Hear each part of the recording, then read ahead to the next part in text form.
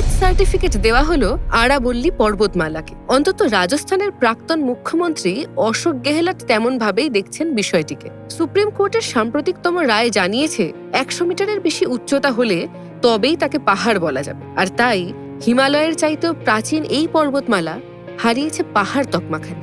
পরিবেশবিদরা জানাচ্ছেন, আরাবল্লী না থাকলে, বৃক্ষ উচ্ছেদ করে বসতি গড়লে অথবা পাহাড়ের গায়ে খনন কাজ চালালে ভবিষ্যৎ পরিণতি ভয়াবহ হতে পারে।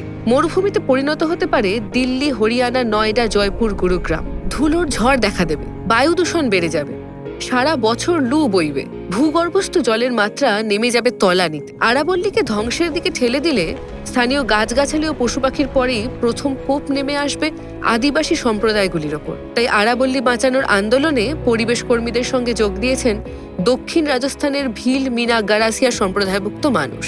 পক্ষে মানুষ, বিপক্ষে মানুষ, মধ্যে প্রকৃতি। 1973-এর চিপকো আন্দোলন হোক বা 1980-র জঙ্গল বাঁচাও আন্দোলন, নর্মদা বাঁচাও আন্দোলন হোক বা কোয়েল কারো আন্দোলন, ডোংরিয়া কোন্দ আন্দোলন বা পাঠালগাড়ি আন্দোলন, জঙ্গল ও পরিবেশের স্বার্থে যে লড়াই, তার চেহারা একই রয়ে গিয়েছে স্থান, কাল, পাত্র নির্বিশেষে।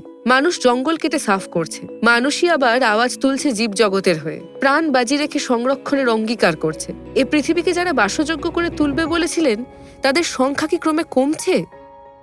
ফলো করুন সংবাদ প্রতিদিন ডিজিটাল।